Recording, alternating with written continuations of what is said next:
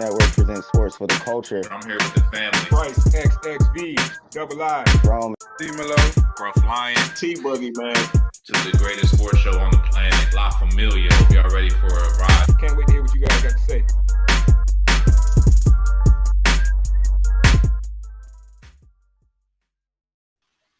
Oh, the intro is fire. We back. Your new favorite sports show, Gas presents Sports for the Culture. I'm today's host at Bryce XXV, Double I, as usual. I've got the dream team with me, baby. Method Man, Inspector Deck, Raekwon the Chef. What up, fellas? Bottom Good, right, boy. introduce yourself. Bottom right, bro. Oh, I thought he said top right. My bad. I guess he is top right. Hey, T-Boogie, man. Maybe the intro caught me off guard or something. I don't know. I spilled my drink.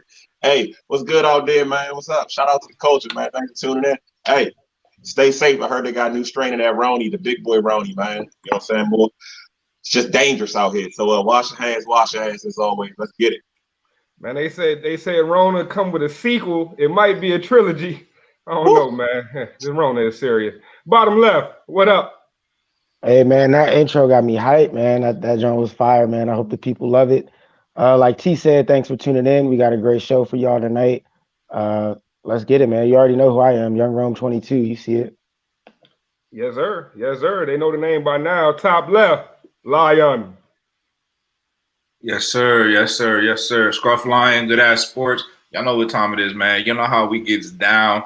We got a whole bunch of liveness for y'all, so go ahead, buckle up. It's going to be a good ride. Oh, it's live. It's live. So let's jump right into it, fellas. I mean, y'all know what we got to start with. It's not a secret. We got to start with the NFL, right? I mean, the conference championships were over the weekend. I think we learned a lot. So let's jump right into our NFL takeaways. And Scruff, I'm starting with you, man. What was your number one takeaway from that conference championship weekend? Who impressed you the most? And what you think? Yeah. You know, there's an expression, they say black don't crack, but the expression is Brady don't fade. You feel me? Boy, Brady, man. Brady just don't fade, man. No matter what happens, no matter what year it is, no matter what, he finds a way to string together these games. Even in the 3-interception game where it was a little rough for the boy, he got the job done, and he's riding his way to the Super Bowl yet again, man. Yet again. So that's my biggest takeaway of the weekend is, wow, Tom Brady again. And I can't say that I'm not surprised, but I can't say that I sat here last week and said that the Patriots are going to win. So I should have known better. Yeah. I mean, I think, you bring up a good point. You got to mention the GOAT, and it's only right that we start with the GOAT. But I think another perspective might have got lost in that because we got another guy who was also competing for GOAT status in Aaron Rodgers. So, I mean, after that weekend, you got a lot of people kind of ragging on the boy Aaron Rodgers. And even him, I don't know, man. It seems like even maybe his future's uncertain. We're not too sure about that. But the GOAT conversation, obviously Brady just cleared his throat and told everybody what his name was, right? But is Aaron Rodgers still in that same light? Scruff, what do you think, man? I mean, honestly, it's hard to say that he is, man. I mean, you can say that the Packers don't have the help. I mean, this is the most loaded team that Brady's ever had offensively. And it wasn't exactly pretty, but he got it done, bro. But, I think Aaron Rodgers is still that kind of a quarterback. It's just man, it's tough. I was really hoping that he would get a dub in right here, right now, and be an opportunity to kind of even the playing field. But now it's just looking like it's hard to say that they're on the same level when, he done switched teams on you, got a whole new team and a whole new squad, and he's still riding up on folks. You know what I'm saying? So it's hard to debate. As good as Rodgers is, I'd have to say he's a whole tier or two, maybe now in my head, below Tom Brady. Oh man. Okay. I like where this conversation's going wrong, man. Sound off on it. Brady, hey, Rodgers, what do you think about the game? What do you think about the quarterbacks?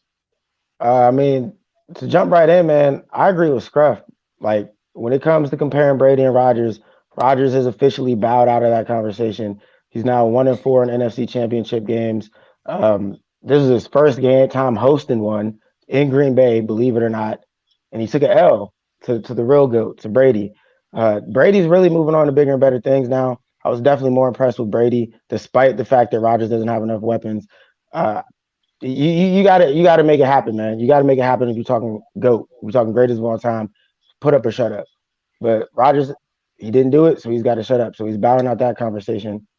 But Brady, man, another Super Bowl, joins another conference, gets to the championship, gets to the Super Bowl. Is it ever gonna stop? Who knows, man? He's 43, still just doing it. I'm very hyped for this Super Bowl, man. I can't wait. We'll talk about that more next week, but I'm definitely hyped for this one. Yeah, I mean the Super Bowl is gonna be crazy. But I don't know, when you hold these stats on their head, I mean Aaron Rodgers, 346 yards, 3 touchdowns, and a pick. Then you look at Brady, 280 yards, 55% completion, 3 touchdowns, but 3 interceptions. I don't know, man. The stats say it's Aaron Rodgers, but something's telling me that Brady still played the overall better game. I don't know, T. I know you got that analytical mind. What'd you see, man, when you kind of broke down what happened with as far as the quarterback is concerned, especially? I mean, I thought Rodgers played better. I mean, he made a few mistakes. He should have ran down the stretch. The Packers should have kicked a field goal. The Packers should have probably not been in a single high safety coverage at the end of the half. But I don't know why we ever entertained the thought of Rodgers and Brady. Like, it's two different conversations. Like, to be the best, you got to beat the best. The fact that this is his first time hosting a conference championship, I mean, that kind of alludes to what he's done in the regular season. I mean, he's been good. He's even been great, but he has one Super Bowl, right?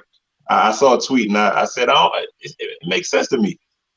They said this guy's Tony Romo with a Super Bowl ring. And I said, yeah, I can kind of see that. I mean, just a really good quarterback, and he looks a lot better with weapons. But man, this is Tom Brady. I mean, think back to like week 1 preseason. The trade when not the trade, but when Brady went to Tampa, we were talking about is it Belichick? Which one is it? I think that conversation kind of cleared up a little bit. I mean, Belichick had an MVP and didn't make the playoffs. Brady got with some guys. I ain't gonna say some guys, but he got with a lot of talent, and that's what you do. You win with talent, and maybe A-Rod can have more talent, but there were whole 5, 6, 7 spanning years where Brady ain't have no talent. He ain't had nobody to throw the ball to, and he still got it done. So no excuses. If you want to get that GOAT status, you got to make it happen. Brady keeps making it happen. Hey man, I think you put that perfectly, bro. If you want that GOAT status, you got to make it happen. But we can't leave out the fact that Aaron Rodgers' coaching staff definitely failed him. I mean, the end of the half, Kevin King in one-on-one versus the fastest guy that the Bucks got, and they go for a touchdown to end the half. And then in that fourth quarter? What were they thinking not going for it on fourth down? You got Aaron Rodgers coming off probably an MVP season. You got a fourth down with 3 minutes left in the game, and you let go for the field goal and give Brady the ball back? You know Brady's not giving it back to you after that. Come on, you got it. I heard Brady was calling the plays. I heard Brady told Byron Leftwich, "Hey, just chill out. Like this quarter, I got this. I got us." And then Byron Leftwich said, "Go ahead, man. What am I gonna say to the GOAT?" So I mean, it's crazy. It's crazy. But T, I think you make a good point, man. Beginning of the season, we were asking ourselves, what was the secret sauce to the Patriots? Was it Brady? Was it Belichick? I think we got our answer. So let's move on to some more takeaways. Next biggest takeaway, Rome, man, I'm going to you, bro. How are we looking? You got a takeaway for me? Oh, my biggest takeaway after the conference championship by far was Aaron Rodgers' comments after the game. By far. He left it to suspense. I think he came out today or yesterday and tried to, clarify or clear it up, saying, he doesn't foresee himself leaving the Packers, which I can't really see either. But we all know, man, like he said it too, the NFL is a business. Nothing's ever for certain. So the idea of Rodgers potentially leaving Green Bay, it excites me very much for free agency this offseason. Like the potential landing spots that he could end up in, that would shake up the whole NFL. Kind of like Brady going to Tampa Bay. So that was my biggest takeaway was after losing that game, after sitting there and realizing, hey, my front office drafted a guy to replace me instead of drafting a guy to help me win now, instead of drafting a guy that could have potentially made a play for me today and put us in the Super Bowl. They drafted a guy that's sitting over there watching me work. So if I'm Rodgers, I'm bouncing out. But that's me. We'll see what happens. Man, and that would be wild, man. Like, you know what they say? They say the way you get them is the way you lose them. That's what they say in relationships, right? And it looked like the Packers are just true to that statement because the way they had Brett Favre and the way they lost Brett Favre, the same thing seems like they're trying to do with Aaron Rodgers. Like Aaron kind of noticed it. Because you know why? Because last time he was on the good end of it. This time he's getting the short end of the stick. And he's like, hold up. I know this play. But I don't know, man. It's tough for me. I really can't see the Packers moving on from Aaron Rodgers. I've heard reports that Jordan Love's not ready. Jordan Love's still a year away. So they're gonna bring Aaron Rodgers back for 1 year, knowing that after that year he's done. I can see him wanting to go back to Southern Cali. That's for sure. You know he's a former Cal Bear. You know Aaron Rodgers, man. You can tell he's just a sunny California type of dude, man. Scruff, what do you think, man? Do you think Aaron Rodgers ends up staying with the Packers? I don't know, man. I couldn't see something that drastic happen. Well, I mean, you gotta listen to what the man said, man. Like, you know, it didn't sound too promising, you know. And then he tried to walk it back. You know, this is the situation that we're dealing with, you know. And you know he was feeling some type of way about the way that they handled the situation with the quarterback. And then you're going up against a team like Tom Brady, where he's got all the weapons on offense, he's got a top-notch defense, and he's got coordinators on both sides that are certified. You know, got great minds across the board. Probably the best group that he's ever had. You know, talent-wise. So. Yeah, I think he's out of there. I think that's my biggest takeaway when it comes to Aaron Rodgers and what he said. I think he's out of there. I don't think there's any way that you can take what he said in the context of which, I think he's going to come back. No, I don't think there's any way you can see that. I don't think it could get ugly. If he might have to retire, force his way out of there, all that. But you know, you can hear it out the horse's mouth. We got the clip of Aaron Rodgers if y'all want to hear it. Yeah, it's crazy. It's crazy. It's crazy to think that Aaron Rodgers could be going T. Sound drop, off, bro. Drop the clip. Yeah, run the clip. A lot of guys' futures that are, you know, uncertain. You know, myself included. That's what's sad about it most. Getting this far, obviously, there's going to be an end to it at some point, whether we make it past this one or not. But just the uncertainty is tough, and the finality of it all. Using words like finality. I don't know, man. You start throwing finality out there. Yeah, like, whose funeral are we at, bro? Hey, look, you know, I honestly think he's not leaving, man. I feel like, just looking at that press conference, look at him. He looks like he needs $2-3 for a beer. You know what I'm saying? Like, that was raw emotion. Coming off a big loss, it was a chance to kind of elevate yourself in the stature of sports. You know what I'm saying? Like you battling Brady, and for whatever reason you didn't rise to the occasion, or your team didn't know. It didn't happen for whatever reason. And I think that's raw emotion. He's kind of backtracked a little bit. Like I said, Jordan Love probably isn't ready, and he's still under contract. It's not like he can just say, I want to go here, and it's a bidding war. He has to work with Green Bay. Like, both sides kind of have to agree, or maybe put on a fat suit. That seems to work for players lately. Put the fat suit on. Well, Rodgers is under contract. He is under contract, I think, till 2023 or 2024. But if he wanted to force a trade, he could swing his power and try to force a trade, and it would definitely make things interesting. And I don't know that he's not going to, man. Like, we just heard the clip.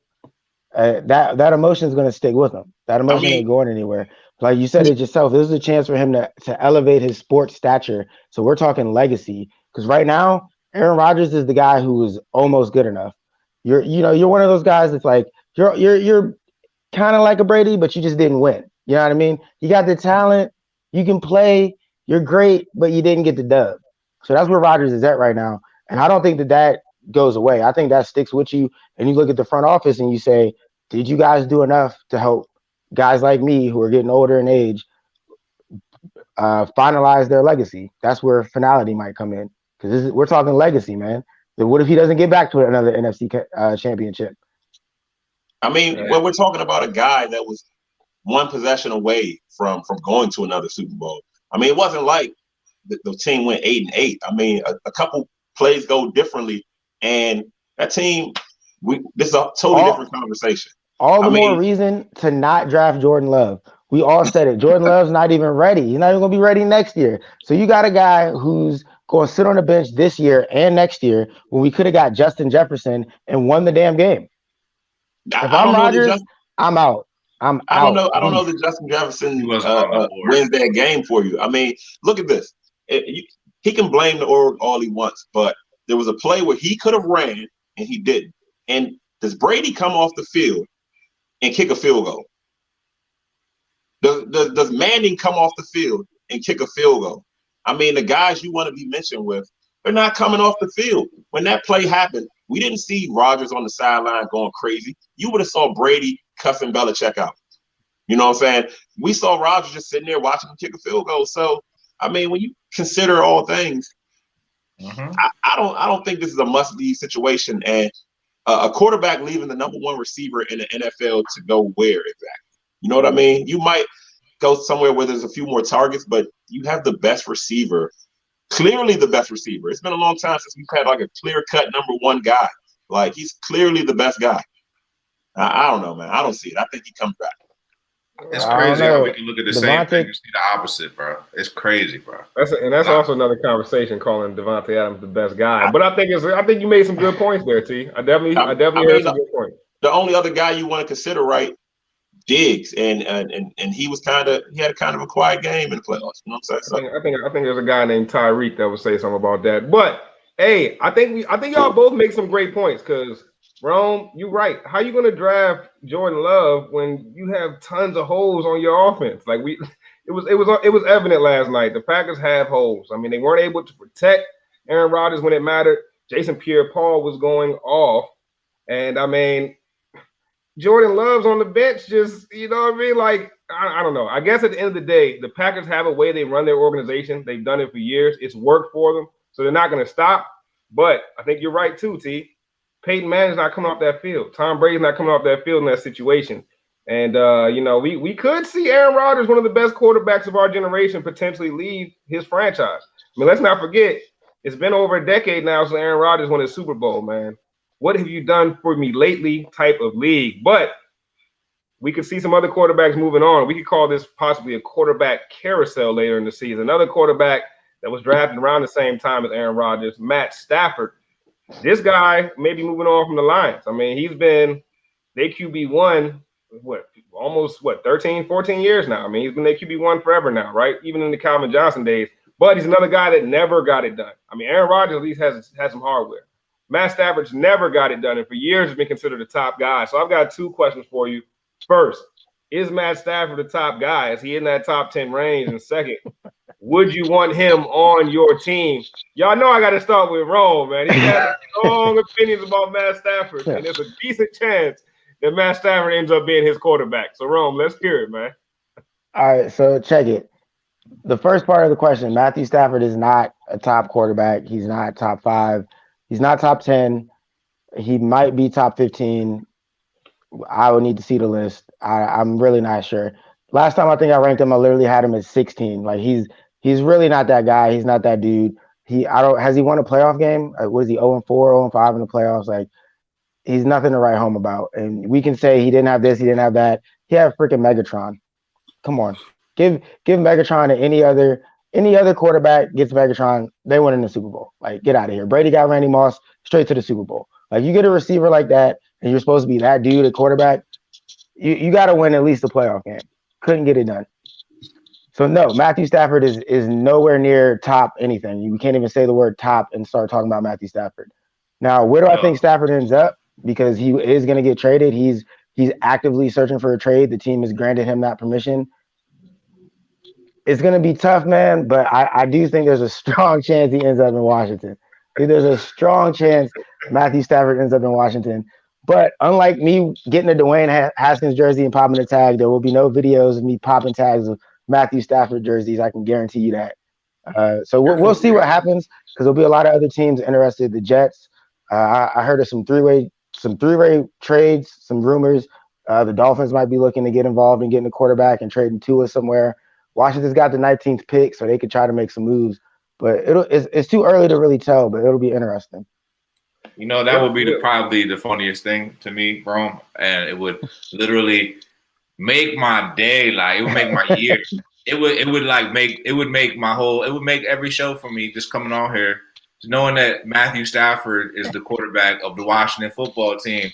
When you was just dogging him, like still dogging him.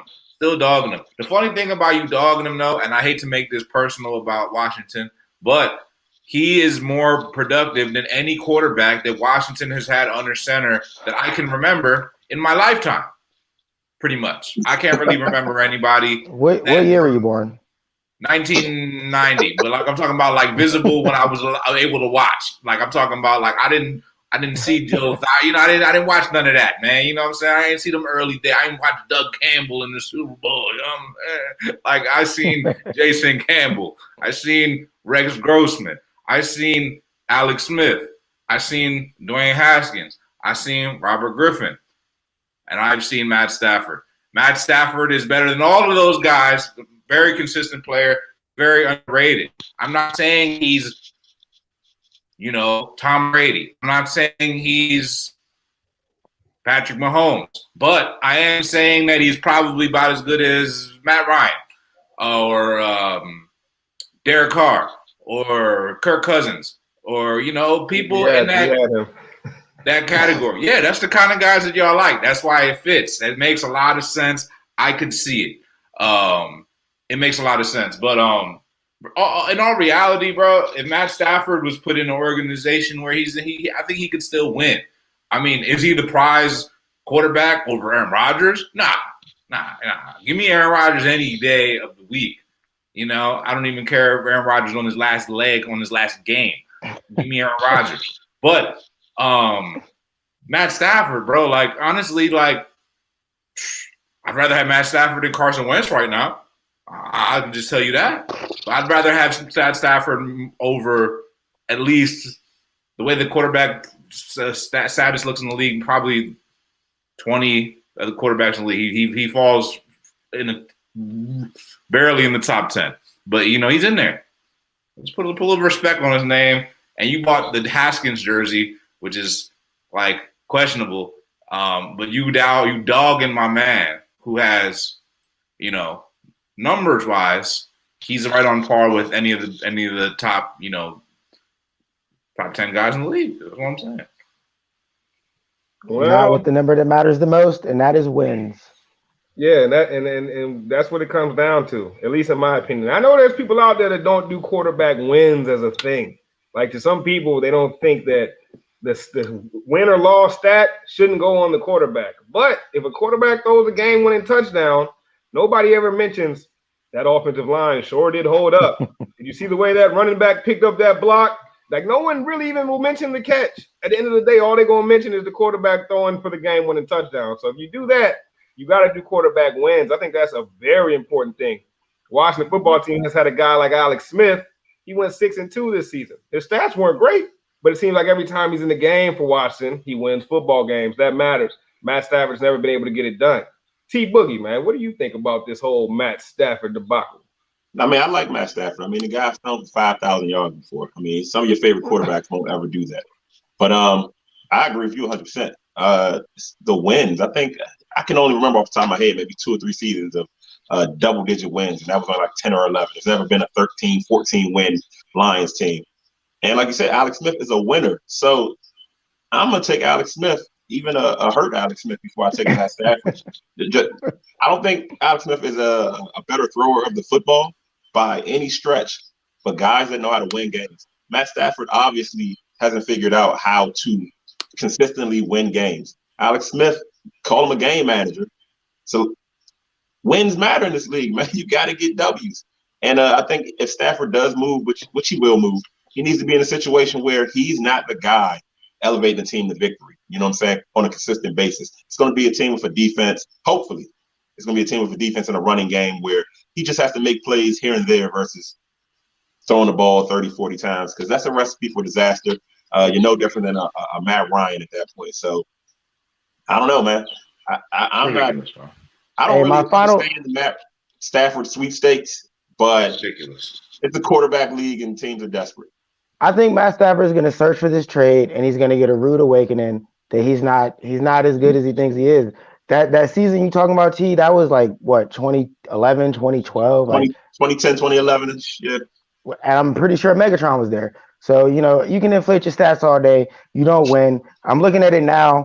Matt Stafford is under 500 in his career. It wins. You know who he's comparable to? Ryan Fitzpatrick. Give me Ryan Fitzpatrick. I'll take Fitzmagic over Is, Matt Stafford. is, I've is, said is it Matt before. Stafford a upgrade in New Orleans over Jameis? Yes. Yes. No, he's not. Over Jameis Winston it's a copy. Like, it just what's the difference? What's the difference? Oh my God. Y'all was on the see, same bro. show 5 weeks ago talking about Taysom Hill better than Jameis Winston. And now you telling me that Jameis Winston's better than Matt Stafford? Y'all the most I'm telling you, they're the same quarterback. They're the same quarterback. And if I'm Sean Payton, I keep rolling out Taysom Hill before I bring in Matt Stafford. So waste the money. Bro, you a hater, bro. You're hating Waste so the money, hard bro. right now. It's not even funny, bro. It's not even funny. You trying to say that Matt Stafford's on the same level as Ryan Fitzpatrick or Jameis Winston or any of those people, bro. But you're moving the scales for the debate because, like, in Detroit, you got to be the quarterback and a whole squad to elevate that team to success, bro. Peyton Manning. I mean, you talking about Tom Brady? Tom Brady threw 3 interceptions last week. You know what I'm saying? He didn't really win that game, but when you got defense, you can walk around and get 3 picks. You can walk around and get 3 picks when you and be like, oh yeah, it's all on me, like I'm the GOAT. Nah, you threw 3 picks, sucker. Like if Matt Stafford did that, he wouldn't have been able to he wouldn't have been able to get away with that, bro. I'm just saying, bro. When you have resources, it makes a difference, bro. Get that man out of that franchise, bro. They never give him no help. He never had help, bro. Thank you, man. Thank you. Disrespectful. Yeah, the lion is roaring tonight, people. You let us see it, man. Hey, the lion defending the lion, man. Defending them lions. Look, it don't matter. Yo. Matthew Stafford ain't a winner, bro. Ain't a winner. Oh, Maybe so if he had some of that fire you had, some of that, you should give him some speeches on game day, bro. You gotta get that man hype. Give him some of that lion because he's missing it. He's Scrub, missing you're it. not from Detroit? Nah, man. But I thought that, man. where I've been watching that. I know Matt Stafford. I know his resume, man. I'm not trying to say he's elite, but y'all dogging him, bro. Y'all dogging him. No sleep, man. And he a dog too. He a Georgia Bulldog. Talking about winning. He got big wins in Georgia, man. Ever since he's been on that Detroit Lions, that hazardous franchise. Yeah, that's what happens when you want a horrible franchise. Hold on. Washington know all about that, don't they? So that's all good. Hey, Scrub, if you put Brady on the Lions and Stafford on the Bucks, what's the results? The difference is when you add Brady to the Lions, he comes with like 5 accessory players that just want to play and just tag along. Answer the man's question, bro. Answer the man's question. I want to hear the answer to this. Go ahead, bro. You think Stafford could have got past A-Rod on that Buccaneers team? Again, y'all are moving the scales, bro. No, like you just said that Brady. You just said Brady had the accessories. So if we give Stafford the accessories and he throws those 3 picks, does he still get it done? No, he doesn't. If you put Matt Stafford on the 49ers, they're a better football team. No, no, they're not. Look, I see where we're going with this, and I agree with both sides, kind of. I think Scrubb's making some points. Scrub, you are making some points. Matt Stafford's not as bad as I think some of us tonight are making him out to be. Now, at the same time, though, Matt Stafford has had opportunity after opportunity. He's had coach fired after coach fired after coach fired. All right, my man Caldwell, is it David Caldwell? He should have still been the coach to this day. Jim Caldwell. Jim Caldwell should have still been the coach to this day. But guess what? Matt Stafford got him fired. He had Megatron. You know what he did to Megatron? Got him retired. He didn't get Megatron fired, but he got my man retired, man. Megatron looked around and said, I can't keep doing this, bruh. So look, I get what you're saying, Scruff, but at the same time, Matt Stafford's not elite. He's not elite. And I think you would agree with that. Now, the real question is, I think, T, you posed a great question, man. Scruff, I want you to answer this, Scruff. If you would have dropped Matt Stafford in on that Buccaneers team over the weekend, does he get the job done? Yes or no? Yes. Oh, bold take from the Lions. I love to see it. Let's keep moving on. Hold on. Did you pick the Buccaneers to beat A-Rod? No. But you Now we see where the real vendetta's coming from. The Lions is salty. Y'all are reaching. Y'all reaching. Y'all reaching, bro. Nah. All right, let's continue. Let's continue, man. Let's get off back. Let's continue along the quarterback carousel to our next destination. There's one more quarterback who's talking about leaving his city, at least the city he's in, and is one of the best young quarterbacks in the league this time. No debate. That is Deshaun Watson, man. So let's get into this Deshaun Watson conversation. Obviously, he's put the Texans on notice. Everybody around the league knows now. I think the Texans are going to, do their best to try to keep the guy. You don't just get rid of a dude in his prime like this just for nothing. But I got two questions, fellas. One, is Deshaun Watson right for wanting out? And two, what should the compensation be for a guy of Deshaun Watson's caliber? Lion, let's start with you, man. Yeah, should he want out? Absolutely, bro. That's aside from the Philadelphia Eagles, probably worse than the Philadelphia Eagles, the most poorly run organization in professional sports. Houston Texans for the last 2 years, and the Detroit Lions of the last 15 years. But Houston should. It's been a hot mess, bro. First, you get rid of his best receiver. You don't got no love for him. You're not consulting with him on no moves. He's not feeling included. He feeling like it's time to fly ship, man. I'm all here for it, bro. I think everybody in the league wants him. He's the best quarterback. And besides Patrick Mahomes, you could really say he's the best quarterback in the league. Talent-wise, I think he's just as good as Patrick Mahomes. You put him in the right situation, I think he's better than Patrick Mahomes. Like, shh, don't tell nobody, but that's just what I think, bro. If you put him in the right situation, I think it'll be a win-win. So the world is his oyster, in this opinion. Wherever he lands, I wish him the best. What was your other question? Compensation. Let's jump into this conversation too. Like, what is he worth? First round pick, 2 first round picks, 3. Give me something. Like 4+, bro. Like is how I feel. I know that's outrageous, but they just traded like 4 first-round picks for Harden, and that went for Oladipo. I know it's a different sport, but like there was the last time Ramsey got multiple picks for him. Like, bro, yes, this is Deshaun Watson. This is a quarterback. It's a quarterback. The game is all about quarterbacks, right? Then you got a young quarterback in his prime, not even just in his prime, at the apex of the trajectory, about to take off from his prime. You don't get these moments very often. It doesn't happen. You don't get a player right now, that moment, he's in the prime of his career, about to take off, about to go Jordan numbers. And whoever gets him is going to be the luckiest team in the league. So, yeah, I think they should be probably stricken at least 3 to 4 draft picks. If first, second rounders, like they should get the biggest haul in the history of hauls, because Deshaun Watson's that good. Hey, man, like I said, guys in the prime like this, they just don't become available. When you're this good at quarterback, you're usually locked into your team. T-Boogie, let's jump into it, man. Deshaun Watson, does he have a right?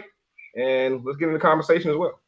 I mean, if you want out, you want out. You know what I'm saying? You sign your contract, and a lot of people feel like you should honor the contract, but teams will get rid of you. They won't honor the contract, so it's fair.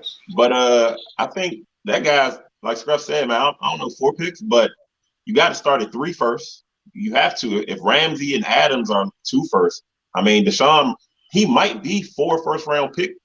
I mean, just at the minimum. You might have to throw a player in there, a couple thirds, a fifth. I mean, like you said, these guys don't become available.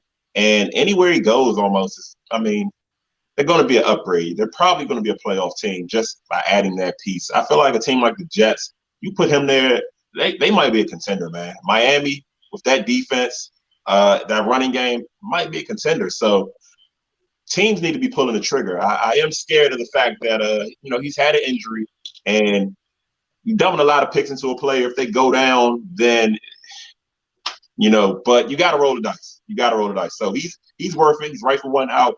And I'm going to say you start at 3 first, and you make it make sense after that, but you got to get the guy. That's the name of this game, quarterback. Right. Yeah, I think I'm in lockstep with both of y'all, man. It's gonna take picks, and it's gonna take some young talent too. It's definitely gonna take both. Guys like this just do not become available. What's going on with Houston though? First, James won out.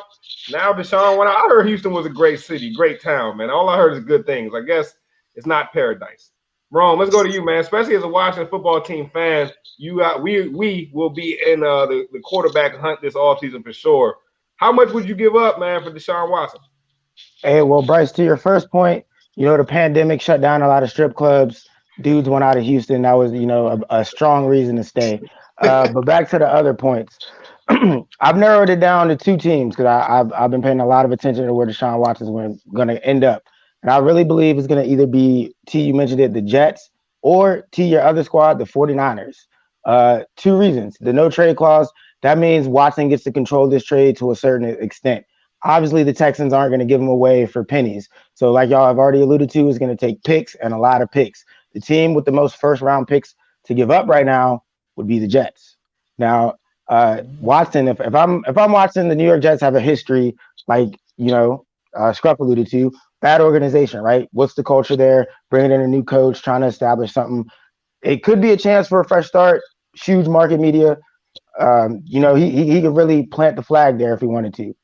But the reason I think he could end up with the 49ers is just scheme-wise, what Kyle Shanahan could do with Deshaun Watson and that run game and them backs that they have, that would be crazy. Now, the 49ers don't have as many picks to give up as the Jets, but they definitely have some picks that they can make some noise with. There's definitely some other teams that will get involved, but I just don't think they're going to have the draft capital to really – like, if I'm the Texans, you can't botch this. Like, if I'm giving up Deshaun Watson, I'm getting a whole farm of picks back, and there's going to be a lot of first rounds involved in that.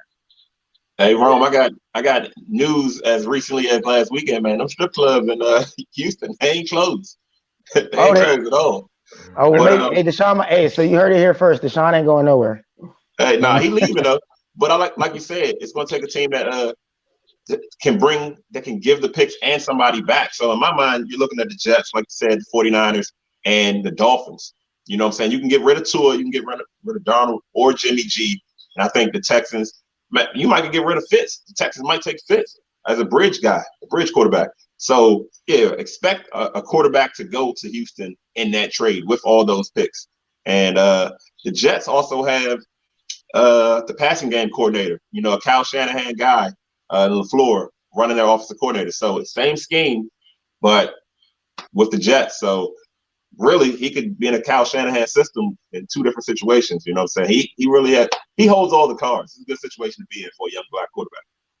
Yeah, that's a fact. That's a fact, and I think that I think I'm right with you guys. It's going to take a ton to get Deshaun Watson. It's going to take not just picks, but it's going to take young talent. Hey, G just said the Niners might have to give up Bosa. That's not out of the realm of possibility when you're talking about the best franchise quarterback that's been available on the market in years.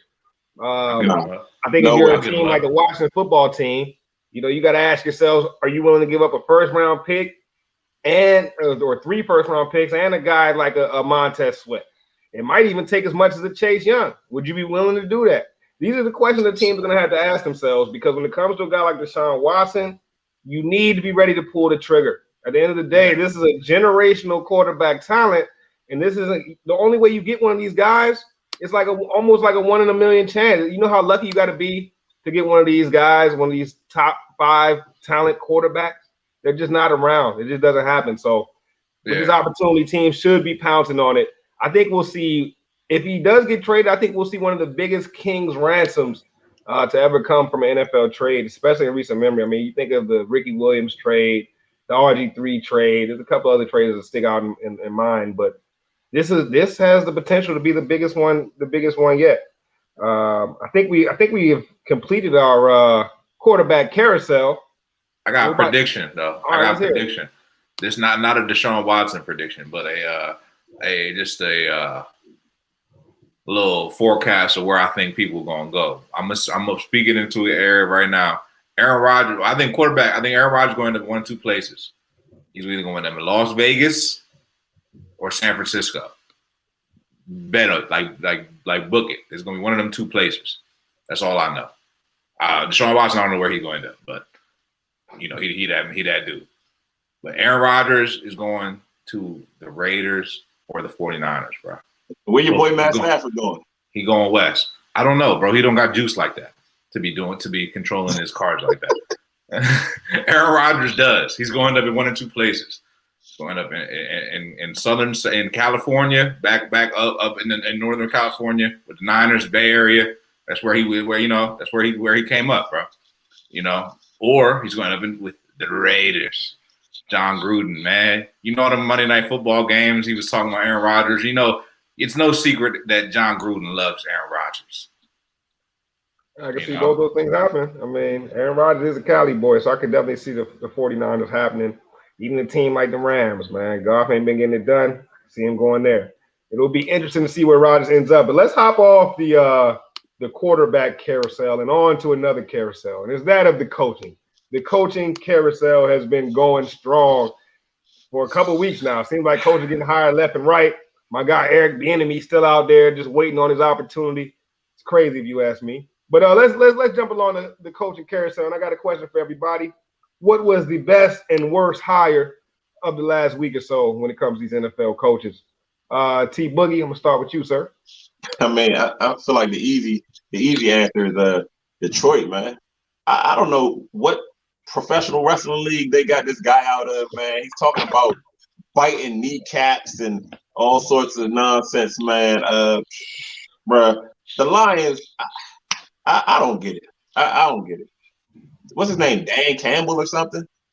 I don't know. He's up there talking like Macho Man Randy Savage. You know what I'm saying? Like, that's a terrible hire. It's a terrible hire. If you're a Detroit fan, not sure how you get excited about that.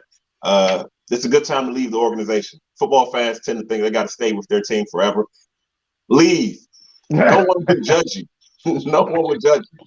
And I think the best hire, it's between Urban Meyer and Saylor. But the Jets, man, you got the 49ers defensive coordinator. This guy got it done with tons of injuries, the coronavirus, no Bosa. The 49ers have had a great defense the last 2 years. And from all accounts, players like them, coaches like them, fans like them. That's a great starting point. And you got a pick. And potentially you can get Deshaun Watson. So, I mean, it's a match made in heaven, man. So I like what the Jets did, and I hate what the Lions did. Yeah, I feel that. I like what the Jets did too. I mean, they brought energy in with that hire, and I think you can tell from the press conference, man. Robert Saleh, he's not there to play. He's not there to play at all. He's dead serious about his profession, and you love to see that. Detroit's coach, on the other hand, it looked a little janky. Ron, we going to you, man. Best and worst coaching hires from the last week or so. Hey, man, for me, the best coaching hire was definitely Robert Saleh, like you guys just mentioned. I love the energy he brings, the attitude, the focus, the intensity, all that. That's what football should be about. But for me, this might be a little controversial, but the worst coaching hire is quite clearly Urban Meyer in Jacksonville. Like, I think that is a joke. I think, let me clarify. They're selling everybody a dream here. Like, so I was supposed to believe that because homie was a good coach in college, that he's supposed to just transcend to the NFL. How often does that happen? How many coaches have been successful in that way? Not very many. So I'm not as hype as everyone else is on this Urban Meyer hire. And not just because of the coach. I mean, Jacksonville is a franchise that has always been a bit of a failure. They might have a good year here or there, but they don't really do anything long term. And I don't see Urban Meyer all of a sudden turning Jacksonville into some force of a team. I could be wrong. It's one of those things where it's going to take probably a couple seasons to really say. But I think this was a hire where you sell something to the fans like something's going to turn around, and then in a couple years you'll be in the same spot. You don't think he can make Trevor Lawrence work out? Because that's the pick.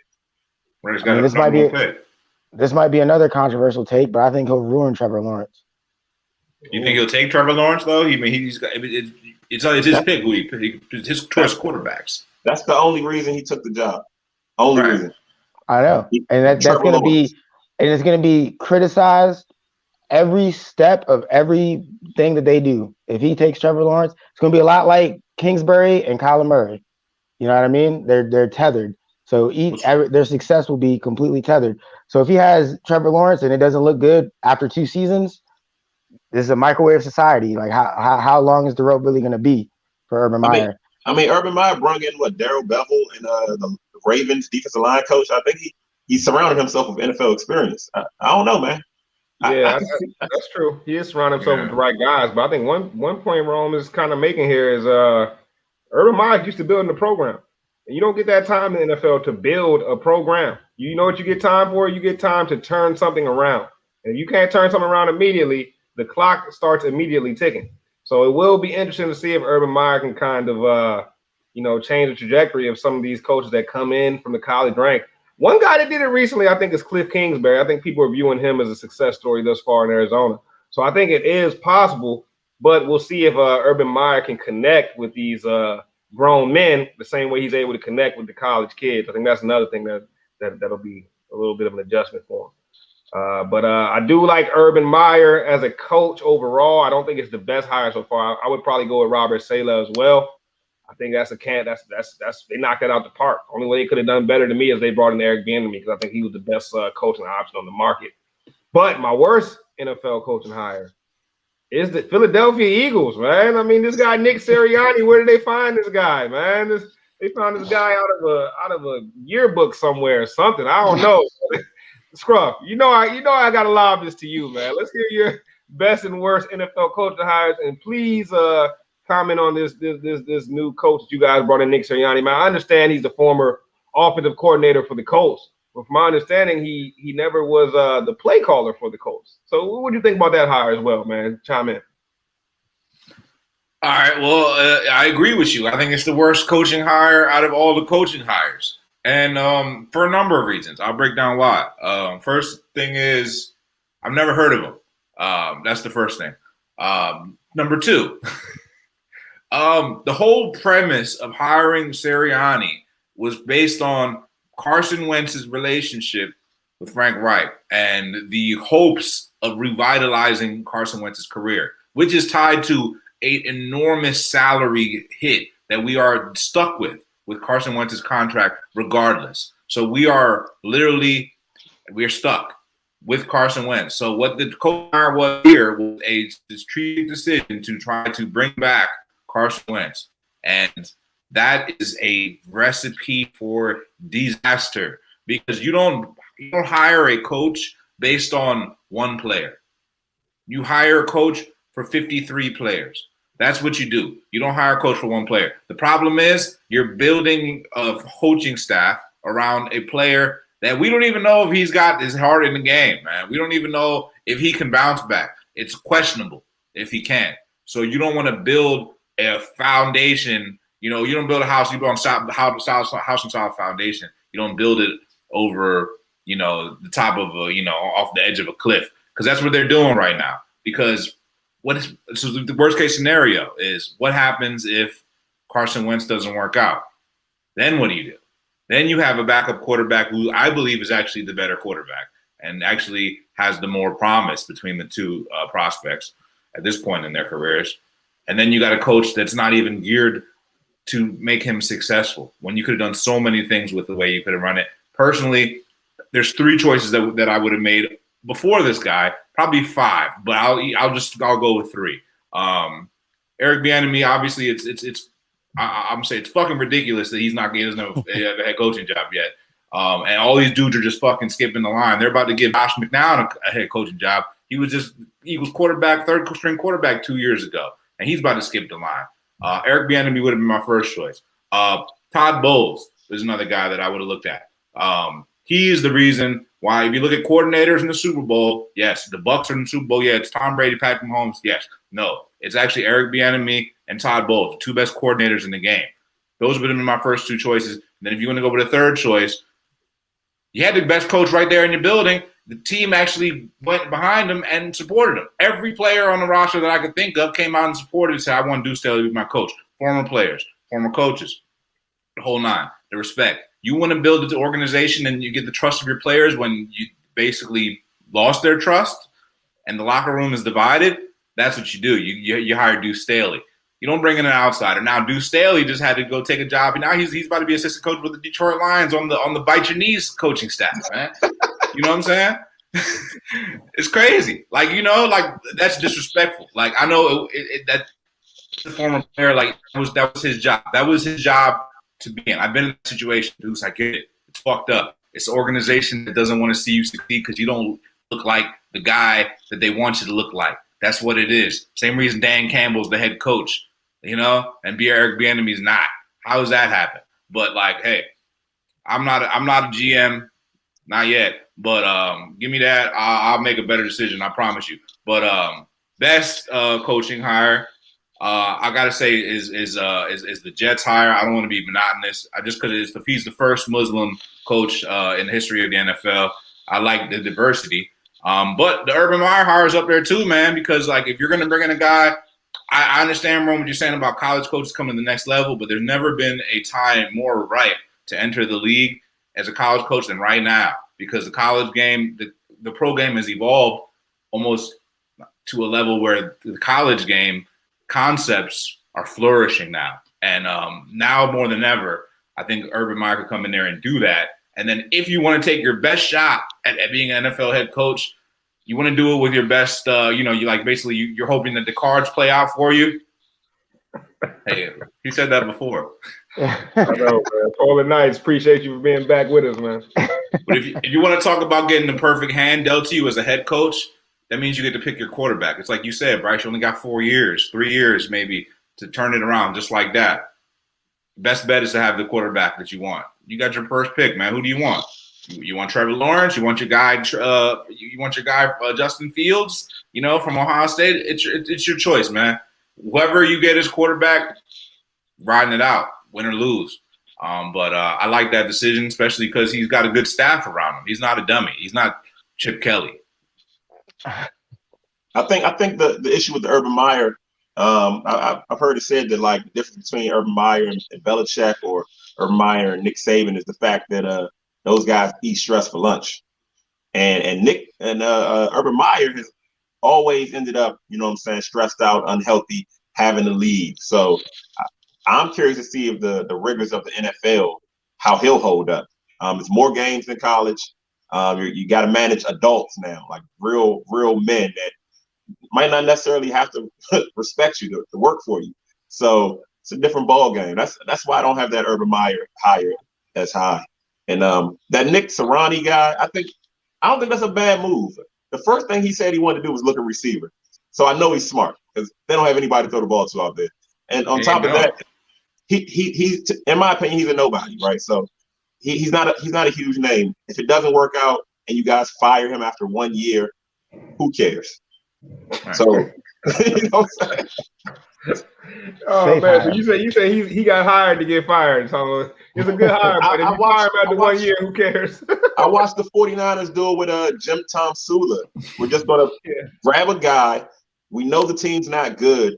Maybe they make something happen, but if they don't, next year's coaching staff, next year maybe that's when you do get Bowles or Bieniemy. You know what I'm saying? So it's probably not all chips in on this Nick guy. I wouldn't be surprised if Philly loses and he's out of the league. You know what I'm saying? He's in college somewhere or taking a position coach job. All right. Well, I'll end it with this. I know my Urban Meyer is the worst coaching hire take is a little controversial, but I do think I'll be proven right over the course of time. I definitely know my stuff.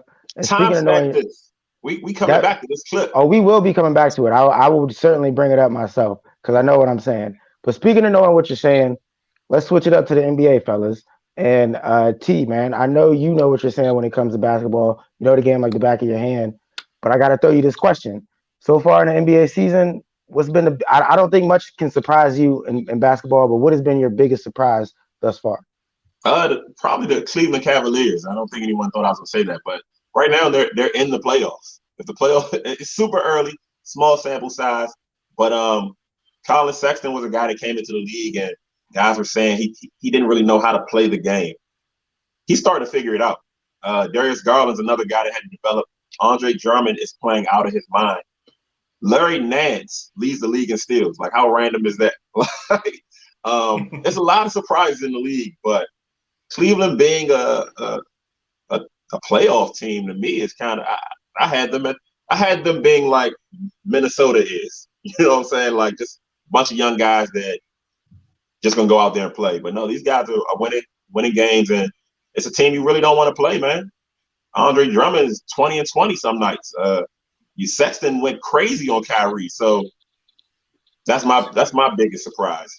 Yeah, that's a good point, man. It'll be interesting to see if they can sustain that over the course of the season. Scruff, I know you're another big NBA guy, man. What's been the biggest surprise for you this season? Well, I tend to agree with T. Teams like Hawks and the Cavs are two teams that come to mind when I think the two teams that are surprising to me. But I'd say the biggest surprise of the season is surprise to most, not really a surprise to me. I'd like to revisit the clip maybe 3 weeks ago when I said that Joel Embiid was going to be an MVP candidate. And they were saying, "Oh yeah, you try to sneak that in there." Yeah, I did sneak it in there. He's probably the MVP so far this season, and I'm not surprised. So that's my biggest surprise of the season is that y'all were so dismissive of the concept of Joel Embiid being the MVP, and right now, to me, he's the MVP.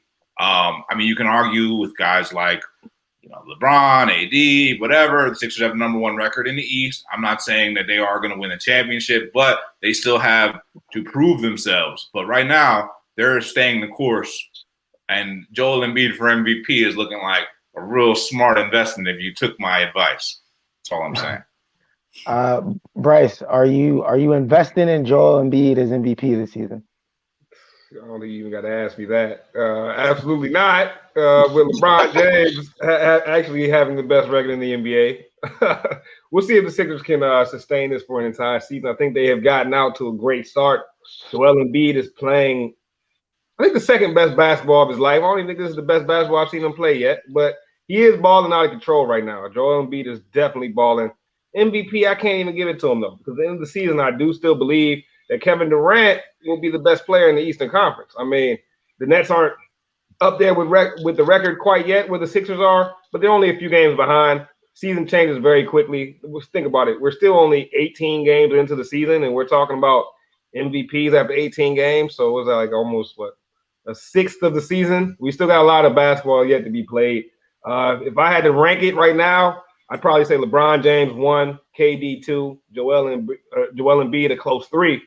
But I still can't give him that nod for the MVP just yet. Biggest surprises, though, man, I think there's been some pretty big time surprises early. I think, I gotta look at some of these NBA trades that have surprised me. I think Harden going wasn't a huge shock to the gas community. We kind of alerted people already. But before the season, we had a mega deal go down for John Wall, for Russell Westbrook, two of the biggest contracts in the league getting swapped. I was on the show on the record saying I thought the Wizards would be the winner of that deal. I think the biggest surprise to me so far is how dramatically of a loser they've been of that deal.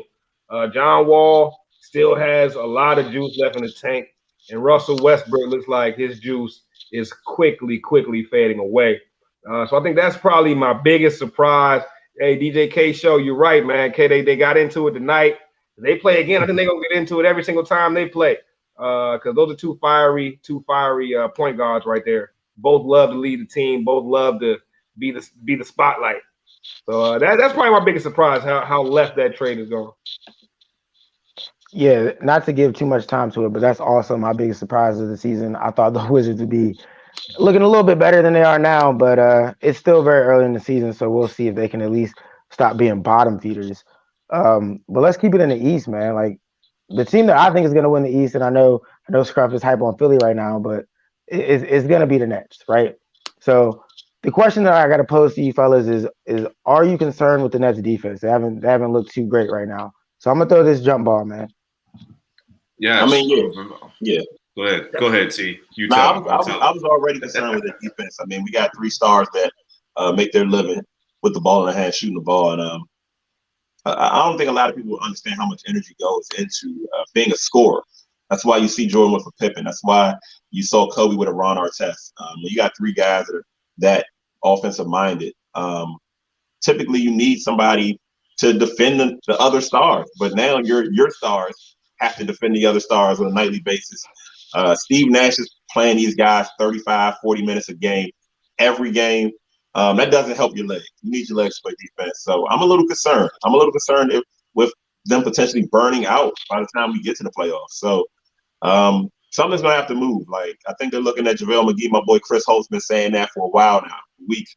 They're going to have to make a move. They're going to have to bring in some defenders, some rim protectors, some perimeter defenders, because as it stands, teams aren't worried about scoring.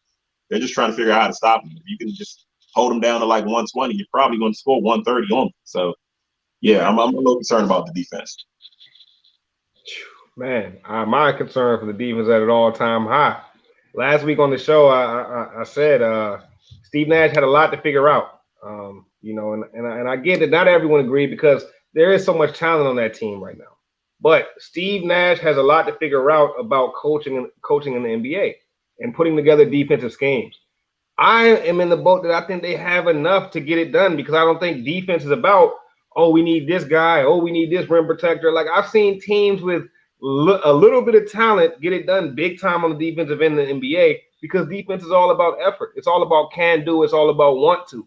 You got to want to play defense. It's got to be something that's instilled in you by your coaching staff. Let's look at the coaching staff. You've got Steve Nash. What was he known for in his career? Offense. You got his coach from his career, Mike D'Antoni. What has he only ever been known for? Offense. Now they got James Harden playing under his same coach he just played for in Houston. And the only problem they ever had in Houston was the defense. So it's some recipes for disaster when it comes to Nets defensive basketball. Now, I think KD is so great. He's so great that he's going to figure this out. Because at the end of the day, KD over these past 3 or 4 seasons has risen his defense to one of the best defenders in the league. And I would have never thought he would become that. But he is now, in my opinion, one of the best defenders in the league. And I think he'll figure it out. He'll be able to galvanize the troops. He'll be able to make them all buy in. Because in Golden State, they bought into the defensive scheme, right? Golden State was great because of their offense, but they were a champion because of their defense and their consistency on defense and their consistency on switching and their want to do it. I think KD will, get the guys in line. But Steve Nash is failing so far, especially when it comes to coaching the defensive side of the ball. Yeah. Level of concern is a 10. I don't understand. Like, I get it. The star power, stars definitely are like the way to get yourself to that next level in this league. But role players win championships, man. The Lakers were able to get it done last year. They got even better role players this year. The thing is, the Nets, I don't even know if they're going to be able to make it out the East, bro, because they just lost 2 games back-to-back to the Cavaliers, right? Now, the Cavaliers are a playoff team, yeah. But, I mean, like talking about like they would be like 4 or 5 seed, bro. 2 games like in a series type setting. They lost 2 games within 3-4 days of each other. Yeah, that's like kind of like a playoff back-to-back losses. That's extremely concerning. Especially when they don't got no guys down low. I agree, Bryce. Kevin Durant is much improved defensively. He's the best defensive player on the Nets, I'd go out and be willing to say. That's a problem. That's a major problem. That's not enough, bro. It's not enough. They're going to need more guys that's going to be able to get it done. Tough guys. It's going to slow the pace down, be able to get dirty, get the rebounds, get them second chance points. You know what I'm saying?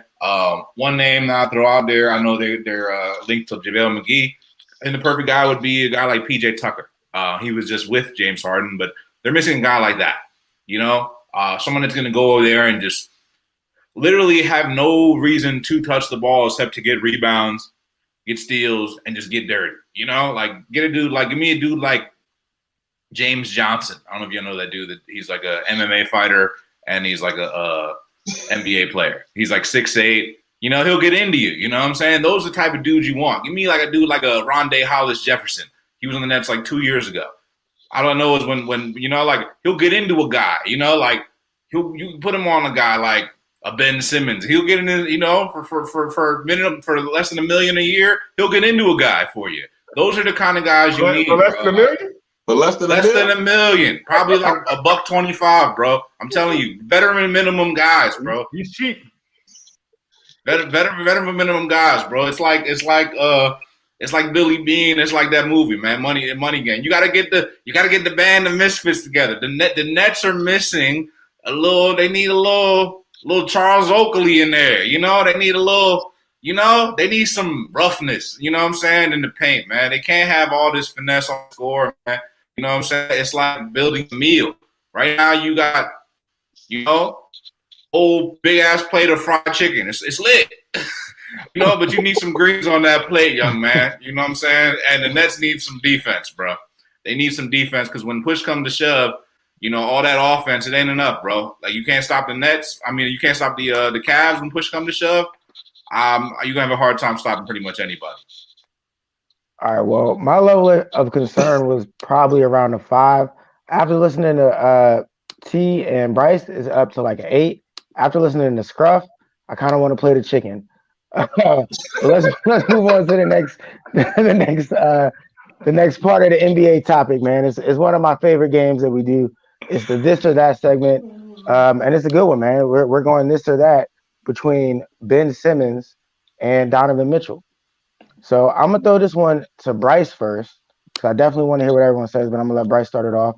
This or that, man. Ben Simmons or Donovan Mitchell? Oh man, this one is tough. I mean, I know I do give Ben Simmons a hard time every now and then, but it's because I do see so much potential in the guy. This was a race to potential. If this was 2K, if I got to control the players myself on the sticks myself, I would go with Ben Simmons. But this is not a fantasy world. This is the real world. In the real world, I need a bucket. And guess who's gonna give me that bucket? It's Donovan Mitchell. If I was starting my team, I'm taking Donovan Mitchell over Ben Simmons because at the end of the day, I can find a team to do all the things Ben Simmons does. They're great, but if I get the right team together, we're gonna do the things that Ben Simmons does. We're gonna do that as a team. But a walking bucket is a thing that it's not too easy to find. And Donovan Mitchell is certainly a walking bucket. I don't know if anyone saw the exchange between him and Shaq recently, but it was hilarious. Shaq always trying to check somebody, but Donovan Mitchell handled it pretty well, man. And he was fresh off a 36-7-6 game. 36-7-6. Those are numbers that Ben Simmons is not going to give me, right? And I got 2 minutes left in the game. Guess what? Donovan Mitchell's going to knock down big time shots, clutch, and in the clutch opportunities. Donovan Mitchell shows up, and guess what? He doesn't just show up on the offensive end in clutch opportunities. I've seen him show up clutch steals, clutch blocks. I've seen him doing both. So for my money, it's Donovan Mitchell over Ben Simmons. But like I said, this was 2K, and I got to control the guy myself, and I was on the sticks. I might take Ben Simmons. But it's real life, baby. I got to go D Mitch. Yep. Okay, You're absolutely right, Bryce. You absolutely right. You don't even got to intro me. You absolutely right, Bryce, because those are stats that Ben Simmons will never give you. Because Ben Simmons, I can literally count on one hand how many games that Ben Simmons had 7 rebounds, 6 assists. Like that's his best game where he had all around game. Like he affected the game in so many ways because he's a superstar. Because he's a superstar talent like that. Let me tell you a little something about Donovan Mitchell, bro. Like Shaq said, bro, he's a great player. He's someone I love to watch, but he's a one-dimensional player, my man. He's a scorer, and I get it. Scoring is what puts the butts in the seats. Most people, don't watch basketball as much as I'm trying to toot my own horn, but people don't watch basketball as much as I do, man. Y'all be watching highlights. Stop watching highlights because highlights will tell you a story that they want you to hear. Donovan Mitchell, yeah, he gets you 20 points a game. He'll fill it up. But Ben Simmons affects the game in so many different ways, bro. Like Donovan Mitchell does one thing really well. Ben Simmons does everything extremely well, except for one thing. It's the complete opposite. You know what I'm saying? Ben Simmons is an elite defensive player because Donovan Mitchell's not a good defender. First of all, if you want to be an elite player in the league, you got to be an elite defender. So if I'm building my franchise around one player, I'm building around Ben Simmons because where are you going to be able to get one player that's going to be able to give you double-digit rebounds, close to double-digit assists, be the great defensive player, force the ball, basically create havoc on transition, and create turnovers. He's a hell of a player, bro. Like I say, if I'm coaching him, I'm gonna find a way to use that player to the best of talent. I could find guys that can get buckets, but give me a guy that's unique, a unicorn like Ben Simmons, and I'll find a way to use him properly. No offense, Doc. Look, all right, T, you riding the unicorns? Ben Simmons is cool. If you look at his player efficiency, rating. I'm not sure if you're into those advanced metrics, but it's lower than Donovan Mitchell's. The guy does fill up the stat sheet. If you know me, you know I will tell you, man. Triple doubles are like the most overrated stat at this point, man. Guys are just grabbing rebounds and for the sake of grabbing them. You know what I'm saying? Then jumping out, moving the big man out the way just to get a rebound. Russell Westbrook is still averaging close to triple double numbers, and the Wizards are at the bottom of the league. So how important are these triple doubles? So he's averaging what, 4 assists maybe, 3 assists maybe more, 4 steals maybe more. Mitchell's averaging 12 points more. I've coached a little basketball. I never told my team, bro, we lost by like 3 assists tonight. You know, we lost by 7 rebounds. No, you got to score in this league, and Donovan Mitchell is a throwback to like the league when a scorer wasn't expected to lead the team in rebounds or lead the team in assists or just dribble the ball 20 seconds out of the shot clock. I mean, he's not an elite defender, and Simmons is, but he's a willing defender. And Bryce was talking earlier. The defense is a mentality. He's on a defensive-minded team. No one on his team is complaining about his defense. The Conley's in there. Gobert's in there. They got guys in there to play defense, to let this guy operate as a scorer. And that's what he does. So I'm taking a guy with the better stats. I'm taking a guy, to me, is just a better basketball player right now. So, did I just hear you give to Rudy Gobert some love? I mean, he's there to play defense. He's not worth $200 million. I'm not paying him. You got to pay him $200 million when your best player doesn't play a lick of defense. That's what happens. Right? No, I can sign JaVale McGee and get a guy to block shots. Like, that's crazy. Donovan Mitchell plays defense, man, but Scruff's over-exaggeration of Ben Simmons. Lion, you must be stopped today, Lion. You got to be stopped. I'm here to stop you, man. What are you talking about? Ben Simmons does everything great. Yeah. What are we talking about? He doesn't do everything great. Absolutely not. How can you do everything great with one, except one thing? So what's the one thing? Because he's not good at scoring. He's not good at shooting. He's not good at shooting free throws. You know, there's people that are good at shooting mid-range. Shooting. No. That's it. Shooting covers all bases. There's guys that are good at shooting threes, but they can't shoot mid-range. But they can't shoot free. This guy can't shoot anything, and he plays basketball. That's not one thing. He's great at everything. He's just bad at one thing. That's so misleading. You should be a campaign manager for one of these crooked politicians talking like that, man. I'm just saying, bro. I mean, he can't shoot anything, and he plays basketball. I mean, if you think about it, right, Embiid might average 20 rebounds a night if he didn't have to worry about his point guard jumping in the paint every play. You know what I'm saying? Like, that's facts. Look, the other week I said, that Ben Simmons was just a 6'10" Rajon Rondo. But I was disrespectful to Rajon Rondo. And Rajon, I apologize, bro. My bad, bro. Ben Simmons is not a 6'10" Rajon Rondo. Because I went back and put on the Rajon Rondo tape. And he's nothing like what Rajon Rondo was. Because Rajon Rondo had the point guard mentality to always control the flow and the pace of the game.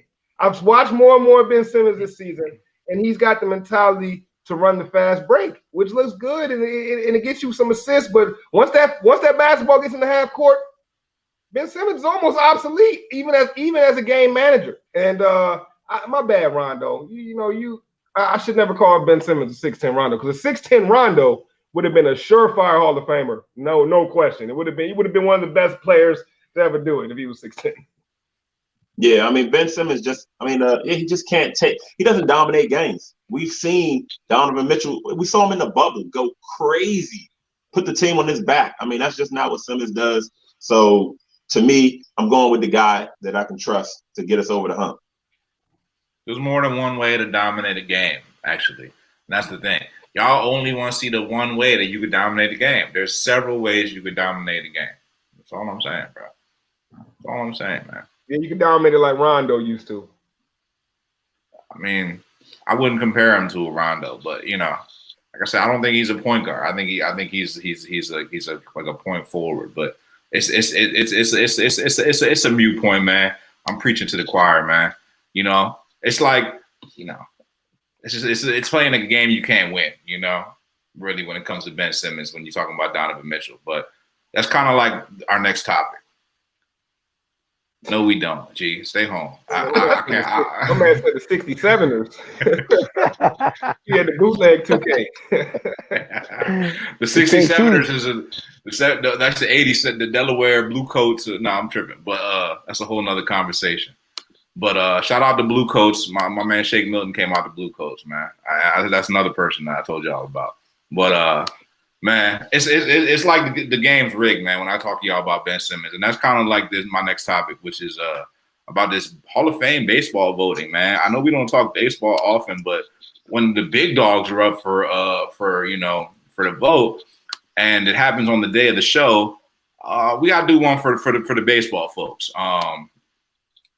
Basically, just to give y'all a summary, nobody got in the Hall of Fame this year.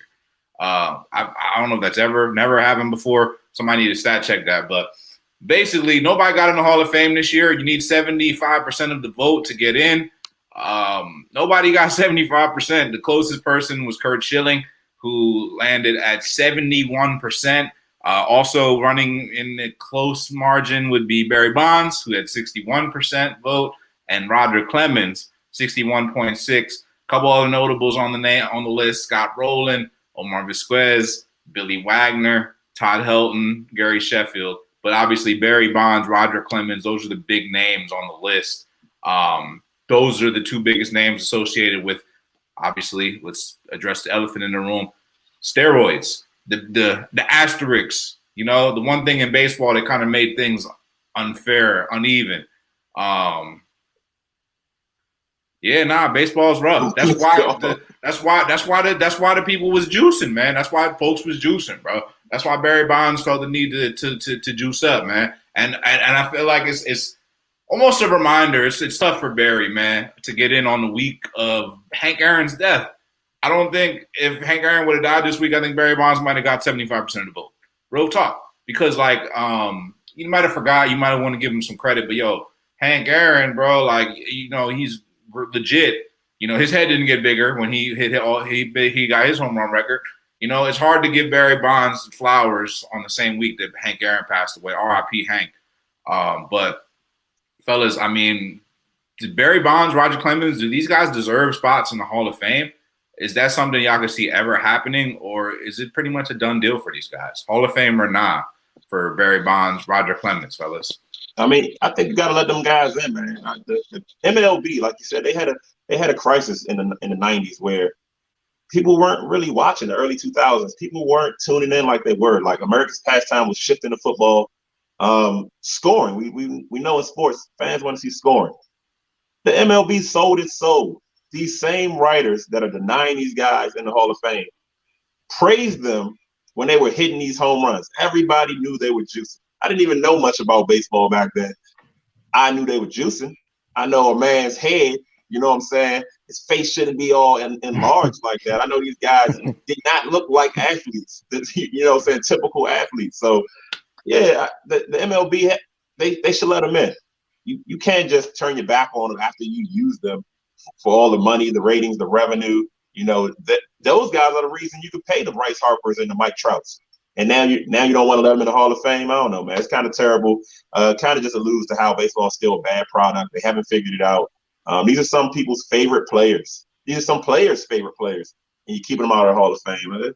And they're keeping Kurt Schilling out because he's racist and homophobic and all that. But still, the guy's conduct off the field shouldn't dictate, you know what I'm saying, how he get, his Hall of Fame stature. These guys put up amazing numbers regardless. Everybody was juicing.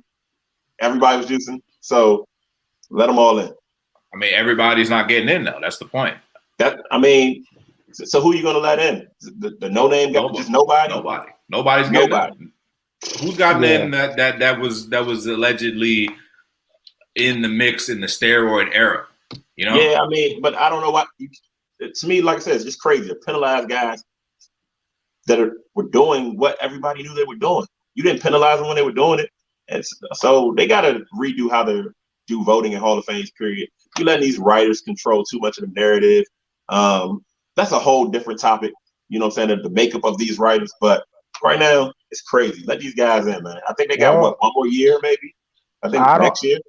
I don't know how much of a different topic it is, T. Because honestly, my thoughts on this is absolutely these guys deserve to be in, but I don't think the voting changes until we get new voters. I don't think they get in until we can get new voters, or it'll be the same kind of thing. It's just another classic situation where the MLB is shooting themselves in the foot.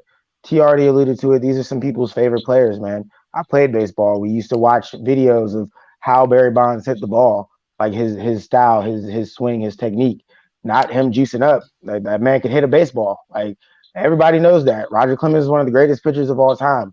Everybody who knows baseball knows that. It's not even debatable. If you took the steroids out of it, they'd already be in. So it's really just laughable. And I don't see it changing unless there's some type of new structure for voting or new people making the votes. Yeah, I'm on board with Rome. I think that I mean, well, it's twofold for me. First, I got to agree with T too. I mean, baseball have wanted it both ways. They wanted to use these guys' celebrity, their likeness, all the attention that was getting them to their advantage and to their bottom line. But on the flip side, they want to exclude these guys and be judge, jury, and executioner of who goes into the Hall of Fame, which I get. It's their thing. It's baseball's thing. But you go down a very slippery slope with baseball, because in baseball, there's always been a history of players attempting to gain advantages. This is from the beginning of time. This is back from the 1800s. I mean, Babe Ruth. That's everybody's. That's the poster boy for baseball, right? Babe Ruth. What if I told you that Babe Ruth? There's accounts, there's records of him receiving injections from sheep testicles. That sounds crazy, right? That sounds like he was trying to gain an advantage to me. I don't know. I mean, it just sounds like he went real far to try to gain that advantage, right? And I think in baseball, you've always had that. Now, what if we got rid of every single Hall of Fame pitcher that used to put a little bit of the tack on the ball, a little bit of that tacky on the ball, so he could get a better curveball? What if you got every pitcher that used to spit in their hand before they threw the ball to put a little more juice on it, right? I mean, if you started doing things like that, you're never going to catch everybody in baseball. And I think that there's always been a history. I think that's a part of the baseball culture, is guys trying to gain competitive advantages.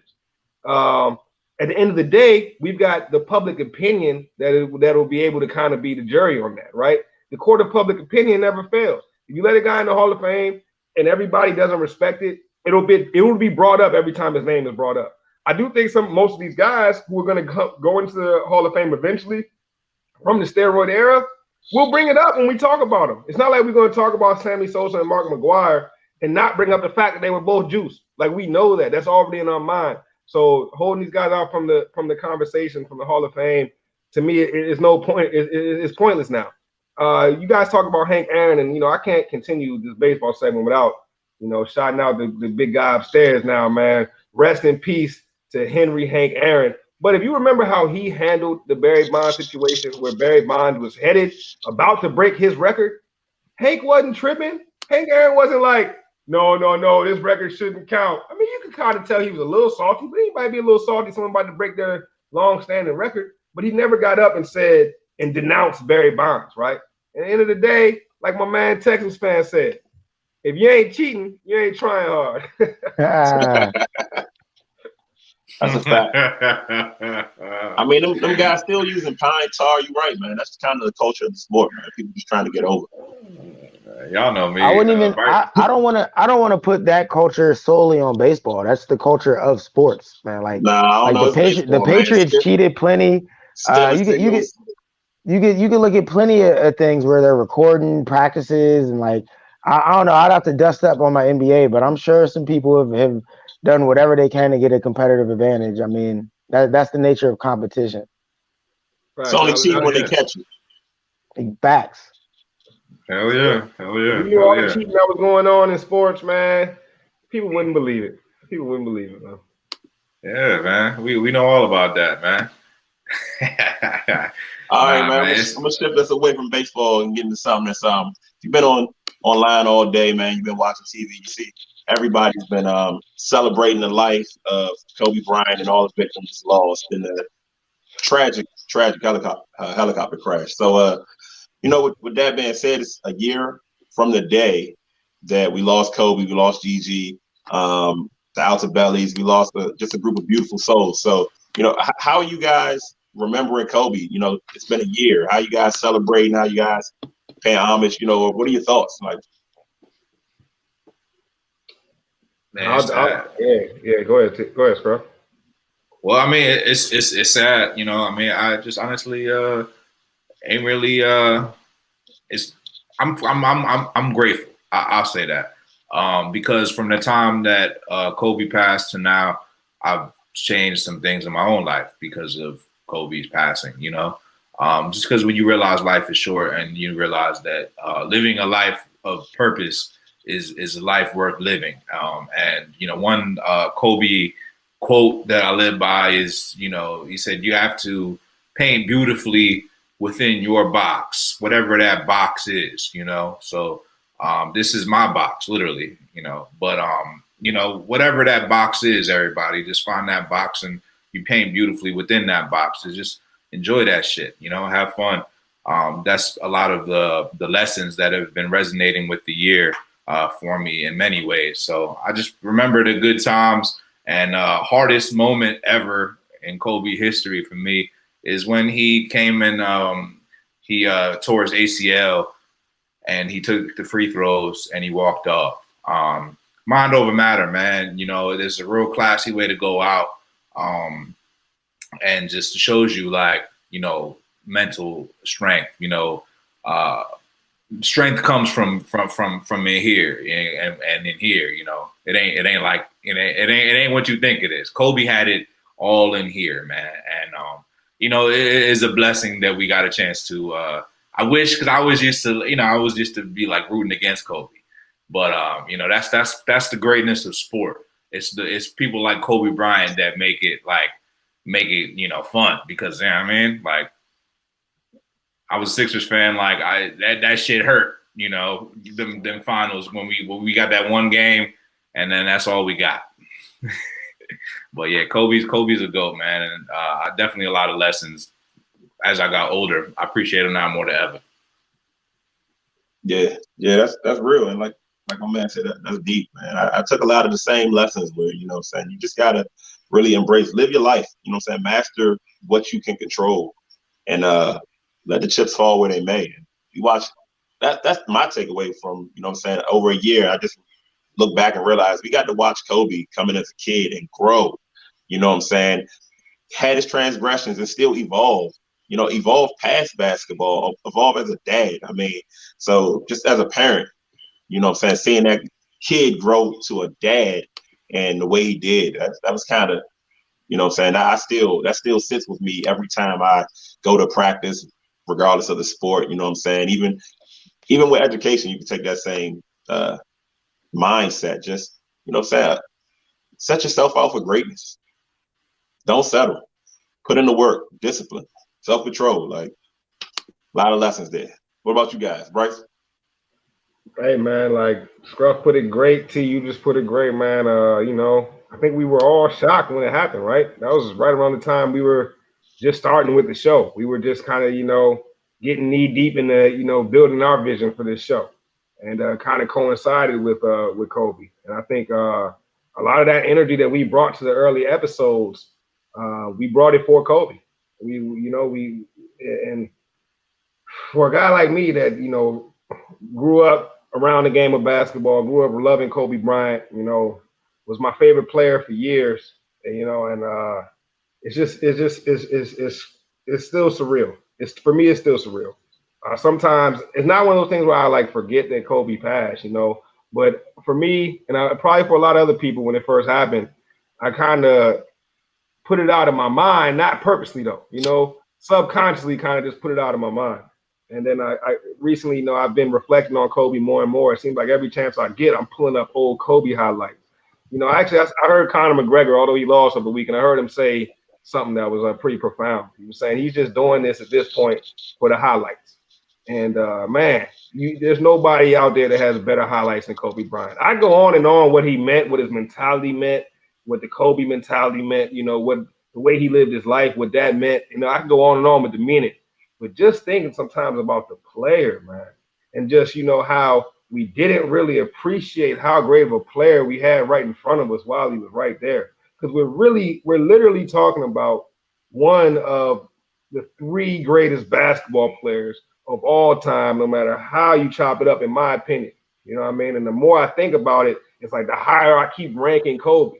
You know what I mean? It's like while he was here, don't get me wrong, we all knew Kobe was a GOAT while he was here. Everyone knew he was a GOAT. But it's almost like something about his death is almost just made me dig further and further into the tape and further into the fine details. And what you find is that Kobe Bean Bryant it might have been the best basketball player of all time. He might. Sometimes I watch it and I'm like, this dude's better than Jordan. This dude's better than LeBron. Man, we lost the GOAT. We lost the GOAT in such a young age. Rest in peace, Kobe Bean. Rest in peace to Gigi. My condolences to the whole family, of course. You know, I wish nothing but positivity for them. But man, what a legacy. What a guy. What a guy. Kobe Bean Bryant. What a guy, man. Yeah, man. There's not too much I can say that y'all haven't already said, but not to get too, caught up in it. It cut deep for me when this happened a year ago. To get a little personal, Kobe, the basketball player, incredible. I could go on for days about it. But for me personally, the biggest impact Kobe will have on my life is the simple fact that, growing up, young black man, father figure not really around, watching Kobe grow, and T alluded to this, we watched Kobe grow from a kid to an adult, all in the spotlight. We got to see him make mistakes. We got to see him correct those mistakes. We got to see him become an incredible father. Things like that are a huge inspiration to our community, to guys like me specifically, that could make bad decisions or look up to the wrong guy or see someone else make foolish decisions and not correct them. So the biggest impact that Kobe had on me was just watching him live. That's really why his death hit me so hard, because I honestly looked up to that man. Some of his quotes I tell to my sons every day. Like, rest in peace, Kobe, man. I could really go all night about this. Kobe Bryant was a huge inspiration to me, and I'm sure to many others. So rest in peace to him, his daughter, and condolences to the family. Indeed, man. Condolences to everybody lost their life in an untimely event. Yes. Yeah, y'all couldn't put it no better, man. And it's only a year, so it's like you said, it cuts deep. It still cuts deep. But I tried to brighten it up a little bit by just looking at the highlights, man. Looking at the smile he had when he was with his family, like that sort of thing. But I don't really want to spend too much time. I know his wife, Vanessa, asks, for the NBA not to do tributes, so I don't want to spend too much time on it. So let's move over to what's the biggest thing that happened to this week, man? And this week, like outside of sports, man, we had the verses. We had my man Bernie Sanders with an iconic meme. We had your boy getting knocked out, your boy McGregor getting knocked out. You know what I'm saying? What was your favorite moment of this past week? Mine got to be the Bernie meme. I seen that Bernie meme every day, everywhere. I don't even know what my favorite one is now. I seen one with him and Chris Tucker posted up in the dam, from the Friday jump. I think the one where he was where he had the dude in the leg lock was pretty funny, hilarious. Yeah, man, these kids are creative, man. The internet doesn't lose, man. They was doing Bernie dirty, but I don't know, man. How old was Bernie's gloves, man? They don't even make gloves like that. Those were mittens. He had the gloves. He knitted them joints. Hey, bro, my bad. I don't know, bro. I don't know. I feel like those gloves can double as leather boxing gloves. They can double as gloves to work out in the back lawn, man. I don't know, man. Them things vicious, bro. They double as oven mitts. Yep. Do a lot of things, man. Definitely pull a casserole out. You know what I'm saying, bro? Nothing's happening to your hands in those gloves, boy. Them things look like they stink. Them gloves look like they stink, bro. Real. Yeah, them joints were definitely old school, man. It's crazy. Man, I'll tell you my biggest takeaway of the week, you feel me? I know y'all gonna film me. Somebody gonna be filming me. I started doing some scouting, when we're talking about vertical jumps. Jordan Woods on the Busted Challenge. Oh my goodness, that thing had a 40-inch vertical on its own. Goodness gracious. Oh my goodness great. I just want to say the Busted Challenge is the gift that keeps on giving, and I appreciate TikTok. I'm really getting into TikTok now, and there's some funny shit going on TikTok. It's the gift that keeps on giving, man. If there's a good thing is going on right now, we can keep this thing going possibly for a whole month. Let's keep it going. The Busted Challenge is a good one, bro. He's not wrong. Shout out to my wife if you're watching this. I loved your busted challenge as well. Smart man, bro. When I met you, I knew you were a smart man, bro. Hey, yeah, you are smart, man. Hey, I think I've been married longer than you, Rome. At this point, I got to pay for a busted challenge for my wife. I got cash. They come with a tab now. Come with a Yeah, tab. man. Got to send something over. It ain't gonna happen for free. Yeah, that's fine. That's cool. But what else, man? What y'all think about McGregor getting punished, man? He got dogged out there. Hey, man, if you keep up with my Twitter, if you want to find the at, you see it in the corner at Bryce XXVII. But I did say I thought the first fight was a fluke because I felt like in the first fight, McGregor versus Poirier, I felt like McGregor tapped him on the back of the head a little bit with the punch. He got him on the back of the head. And anybody, if you ever been hitting the back of the head doing anything, I don't care if it's sports, I don't care if you got a cheap shot it, bro. Back of the head shots, they disorient you. You know, you don't know where you're at. Your brain going crazy. A shot to the back of the head really make you reevaluate your life. Let's be honest here. And Dustin Poirier got caught with a clean one to the back of the head, and he wasn't the same. McGregor finished him. But this time around, no, it wasn't that. It wasn't that. Poirier was very in control the whole fight. McGregor seemed, started off pretty strong. Looked like Conor McGregor starting off, but Poirier just caught him. And once he caught him, he didn't look back. He was swinging ferociously. Hell of a fight. The more I thought about it, I thought that Poirier would win just because of how I described the first one. I felt like it was fluke. But I mean, now we get to see a third fight between these guys, and I think these are the fights that we want to see, right? We know that Khabib is going to take Conor out. We know that nobody's really a match for Khabib. But why not watch Conor in a trilogy versus Poirier? We know these two dudes going to come to throw the leather. It's not going to be a run around chase 'em fight. It's not going to be a fight where somebody probably gets submitted with a boring type submission. It's gonna be one of those firework fights every time they lace them up. So I love to see a third fight between Poirier and McGregor. Okay. Yeah, man. I don't do UFC too much, but I know what it looked like when you get knocked out, and you got soul. You know what I'm saying? For a guy, I know him to talk a lot. From what I understand, he wasn't talking as crazy leading up to this fight. I guess I don't know, Not at all. Maybe he needs to. Maybe that's part of the problem. You know what I'm saying? Maybe he need that energy back. You got to be the villain sometimes. Yeah, they like each other a little too much, man. I don't want to like the person I'm about to scrap with. I'm gonna make myself hate you. That's a good point. You know what I'm saying? Even when you fighting your brother, you gotta be a little mad at him. You know what I'm saying? Right. But what about that versus, man? I know we talked about that a little bit. How'd that go for y'all? I mean, it was a lesson to be learned there in the verses, which was that, my biggest takeaway from the verses was that, energy is contagious, man, ladies and gentlemen. Energy is contagious. So like when you have you may have fucked up shit going on in your life. I don't know what's going on in your life. We all have shit going on in our life.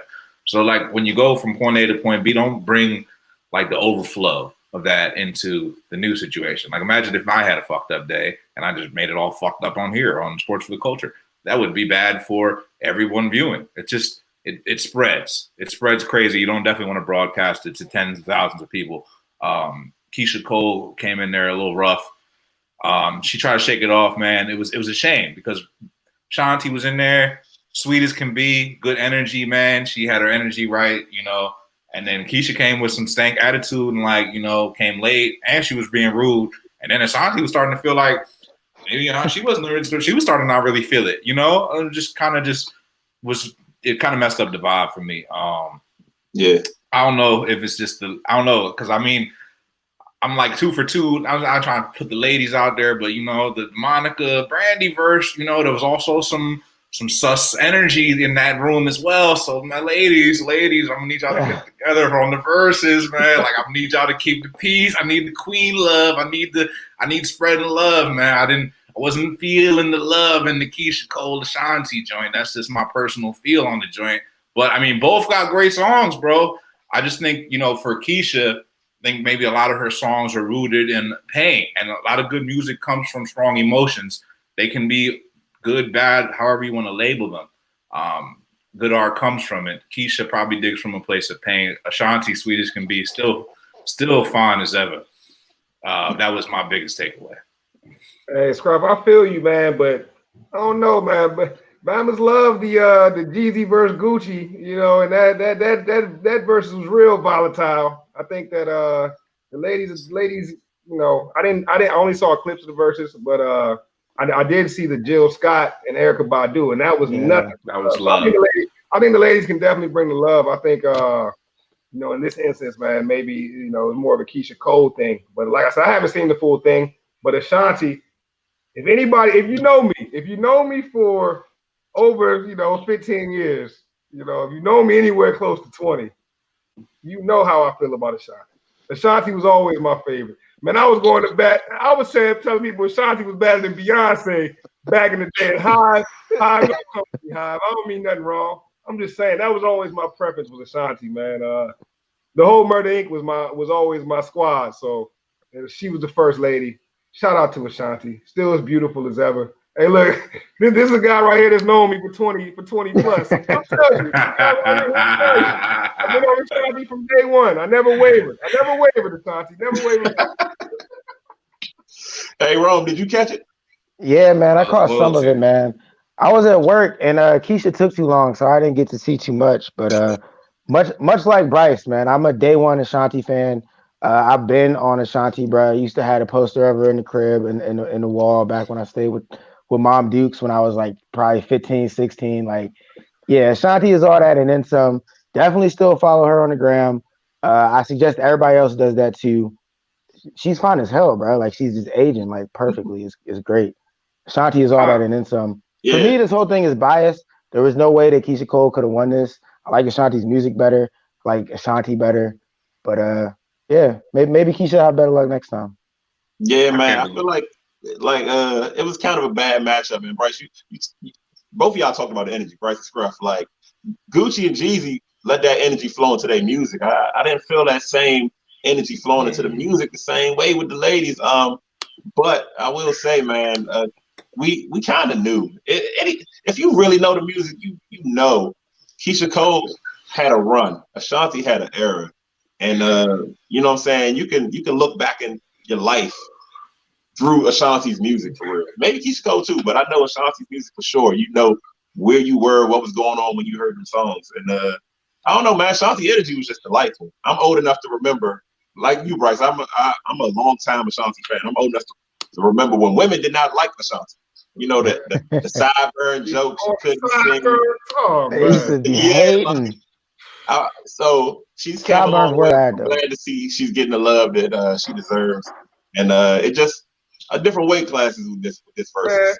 her sideburns weren't bad. It was just before they used to throw the big gel walk on there. You know what I'm saying? Before they used to gel them things down, man. They gel them down now, man. Look, man, I Yeah. ain't never judge a man or woman on those sideburns, but hey, man, people did. Like, Hey, she was fine enough to where it didn't matter. It didn't matter. nah, the music good, man. It just shows you when you make great music, when you make great content, period, man. Like that stuff lasts. You know what I'm saying? That's what's gonna matter at the end of the day. But Scruff, you saw the Pro Bowl versus. I know you hit me on IG. I didn't see it. Like, how did the Pro Yeah. Bowl versus go? Who was going against each other? It's not the same, man. It was like Yeah, AJ Brown going against Justin Jefferson. Justin Justin Jefferson. Jefferson. But I understand the parallel what they were trying to do. So versus gentlemen, Swiss Beats, Timberland, if you're listening to me, here's what you did wrong. Here's what you did right. Here's what you did wrong. You had the right idea, bringing the two people together to celebrate each other. I guess that was the notion that they were going for. That's the verses, right? That's what it's all about. But there's one key element of the verses that makes the verses popping, and it's the word nostalgia. That's what makes the verses popping. It's nostalgia. Without nostalgia, you got shit. That's what you had a lot tonight. It was like an ego fest, brag fest. It was okay. We're watching the highlights, and I guess they said, hey, do we want to watch the players break down the highlights instead of the commentators? But the players weren't talking about nothing, man. Oh yeah, boom boom, yeah, boom boom. There was the play, boom boom. Like you ain't talking about nothing, man. And they going about each other's outfit. It's cool, bro. It was nice to get to know the players. If you're a big time fan of those players, I could see that being something worth watching too. But there's a reason why there was like maybe 8,000-10,000 people watching it versus like You know, how many people would be in them Ashanti versus 100,000, and you talking about them joints for days. And not only you talking about them for days, the value is beyond the verses. How many Keisha Cole songs have I streamed in the last week that I've never streamed? You know what I mean? Like, I've not never streamed them. I streamed them once upon a time. But like, come on, bro. Keisha Cole getting way more love in my rotation this week. So is Ashanti because of the verses. I'm not gonna go watch AJ Brown highlights because I just watched AJ Brown verses. It's not the same feeling, bro. It's cool. I get what they're trying to do, but they didn't do it right. Now, with the current players, I said the nostalgia was cool. That's why I thought maybe old school players mix the old school elements in. Show the old heads, show the young heads. Instead of, you know, Deion Sanders with the receivers, show me Chris Carter and Keyshawn Johnson or some shit. I don't know. Like, then let me see their highlights and run them against Justin Jefferson's. I think that would be a little bit more fun. It's still not going to hit like the music because the music it's like you just literally time travel when you listen to old music, and you can never do that watching. I mean, you could maybe do that watching sports, but it's tough, man. Yeah, it's tough. Anybody else see it? I caught a little bit of it. My only takeaway on it really is it's what we're going to get in a pandemic, you know? Like Scruff said, if you're fans of the guys involved in it, like I know if it was some Terry McLaurin highlights versus somebody, I probably want to check it out. You know what I mean? But outside of that, if you don't care for the specific player, it's almost like a music versus. If you don't care for the specific artist, you're not really going to tune in the same way you would for artists that you ride or die for. So I mean, it definitely doesn't hit the same, but I just kind of feel like it's what we got stuck with in the pandemic. Yeah. I will add to this though, because the 10 minutes, like the 15 minutes I did watch it, is more than I usually watch the Pro Bowl, period. So anything gained for the NFL might be worth a venture worth looking, but just from a versus perspective, it's just not up the caliber with versus. I don't know if versus will continue in this partnership with the NFL. The NFL will probably be happy that 10,000 people looked at their shit because I don't know who be watching the Pro Bowl. I think versus is looking at it as just a way to expand. It's just Right. a way to expand the versus brand. Be like, Get more they're going followers. to keep doing the music, and then you can start pulling. Really, it's smart because what they're going to do is they're going to start pulling in NFL fans who may not necessarily be the biggest hip hop fans. And if Swiss and Tim play their cards right, we can see Tim McGraw versus Kenny Chesney versus one day. Hey, go ahead, bro. Who you got, Ron? I don't know a song from either one of those people. It took me. I almost Tim botched McGraw. that. I couldn't even think of another country singer for a second. Garth Brooks. Yeah, Tim McGraw is the right answer. Tim McGraw is like the Jay-Z of he did the joint with Nelly, right? Yeah. that was a banger though. That was a banger. Y'all got me on that one. You don't know about that joint? You know, with Tim McGraw and Nelly? Nah, I never downloaded it. You didn't download that on Napster? Passed on that. I was on LimeWire, but I had to pass on that. That was LimeWire, Tom. Yeah, that was LimeWire era. I would have had to pass on that. That's a sad song. Fusion albums. Always pass on the Fusion albums. That was always the thing I did. Hey, man. Smart. Anybody got anything else? Man, I think we might have covered the whole weekend. We got the burning team, the buzzing challenge. We got we done hit it all, man. But look, one thing for sure, T, you made a great point earlier, man. Content is king, and good content always wins out. I'm of the belief that we just produced some great content, man. We appreciate everybody for tuning in over this last hour and a half and some change, man. We went long, but we played the long game for y'all today. Hope y'all enjoyed. Gas presents Sports for the Culture. As always, if you're new to the show, go download the Gas Sports Network app. All you got to do is go to your app store and type in Gas Sports Network. It's going to pop right up. Download it, give it 5 stars. We do this for y'all. Scruff Line, did I miss anything? Yeah, you forgot to tell them to get a T-shirt, which is available at GoodAssSports.com/shop. You can get a hat, you can get a bundle, you can get the whole nine, you can get a mask. Be all safe from the corona. I wore mine today. People was like, "Yo, you got that gas?" I said, "Yes, I do." Nah, but in all seriousness, man, yo, it's been a great show. I appreciate everybody that's been riding along for us. You know how we do this, man. You know how we close this out. We sports for the culture, so we close it out. It's sports for the culture. Sports for the culture. Sports for the culture. Yes, sir.